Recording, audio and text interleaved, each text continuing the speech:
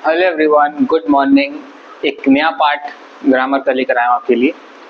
और ये सेंटेंस मैं पूछ रहा हूँ जिसके आगे एक ब्लैंक है। ये ब्लैंक में तीनों में से क्या आएगा ये आपको बताना है। और बेसिक जो क्वेश्चन है वो मेरा ये ब्लैंक का नहीं है। अगर आपने यहाँ पर सही वर्ड अब बता दिया होगा अब तक, तो आपके लिए ये मैं नहीं बताना चाह रहा था कि यहाँ क्या आएगा, बल्कि मैं ये कोशिश में हूँ कि आपको ये तीनों वर्ड एकदम क्लियर हो। ये तीनों वर्ड में से क्या यहाँ आएगा और क्या यहाँ पर नहीं आएगा, ये दोनों आपको कारण अच्छे से पता हो। सिर्फ आप एक टिक लगा के यहाँ पर एक सही आंसर डाल दें, ये सोचें कि आपको इंग्लिश आ रही है, तो ये सही आपका माइलस्टोन नहीं है तय करने का कि ये आपको आता है। हो सकता है ये दोनों वर्ड्स, इन तीनों वर्ड्स में कोई ऐसा वर्ड जिसके बारे में आप बिल्कुल जानते ही ना हो, तो यही मौका है जब आप इसको ध्यान से समझिए और आप तीनों वर्ड के बारे में जानिए। तो इस तरह के जितने भी सेंटेंस आएंगे तो आप इस ऑप्शंस को अगर बेटर जानते हैं तो आंसर हमारा आपका परफेक्ट आएगा हमेशा। तो इस सेंटेंस की बात करते हैं। लिखा है dash phone is this question mark whose whom. दो वर्ड में सिमिलर साउंड कर रहे हैं, हुज हुम, है ना। अब देखिए पहला वर्ड को लेते हैं। पहला वर्ड है हुज। अगर हुज के बारे में बात करें तो हुज जो वर्ड है एक कॉन्ट्रैक्शन है।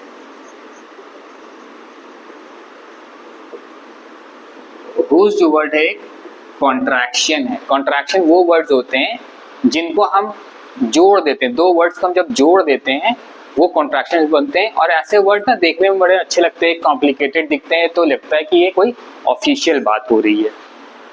हम लिख सकते हैं कॉन्ट्रैक्शंस को इजेंट, ऐसे लिख सकते हैं, है ना। आरेंट ऐसे लिख सकते हैं, है ना। एंट, है ना। शुडेंट।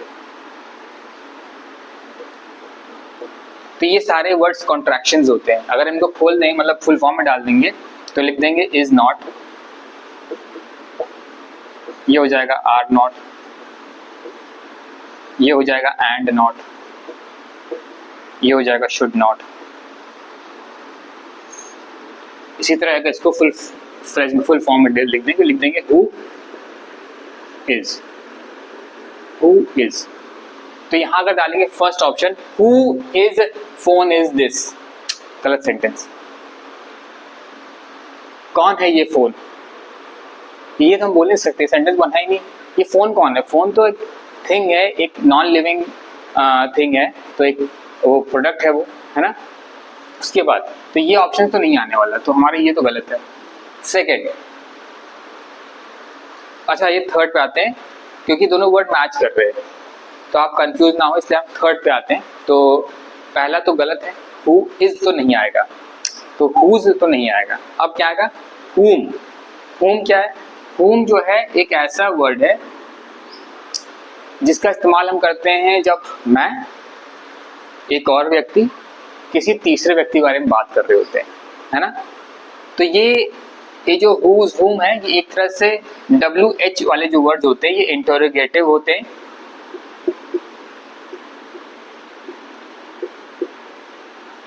है ना। हु, whom, when, where, ये सब इंटरोगेटिव होते हैं। और ये एडजेक्टिव भी होते हैं इंटरोगेटिव, और इंटरोगेटिव आप प्रोनाउन भी कह सकते हैं इनको। तो ये इंटरोगेटिव होते हैं, तो आप इनका एडजेक्टिव और प्रोनाउन दोनों मान सकते हैं। ये तो सेंटेंस के ऊपर है उसमें क्या लिखा है, तो एडजेक्टिव वाला है कि प्रोनाउन वाला है, ये आप जज करेंगे बाद में। तो यहाँ पर जो whom है, फोन किसका है, मतलब मैं यहाँ बैठा हूँ और मैं सबसे कह रहा हूँ, मतलब मैं और +2 मतलब बाकी लोग, तो 1 + 2, तो whom वर्ड आएगा नहीं, क्योंकि मैंने बताया whom में 3 लोग आ रहे हैं, है ना। कैसे 3 लोग आ रहे हैं? मैं किसी से बात कर रहा हूँ किसी और के बारे में, जैसे कि whom I know, मैं उन्हीं से बात करता हूँ। अगर मैं इसको एग्जाम्पल दूँ, मैं उन्हीं से बात करता हूँ जिनको मैं जानता हूँ। अगर मैं इसको सेंटेंस लिख दूं, तो सेंटेंस लिख देता हूं, मैं लिख देता हूं, इसके ऊपर एक सेंटेंस है, I talk to those whom I know, I talk to those उन लोगों से बात करता हूँ जिनको मैं जानता हूँ। अब देखिए इसमें 3 लोग आ रहे हैं ना बात करने में, इस तरह की बातों में 3 लोग आ रहे हैं। I talk to those whom I no.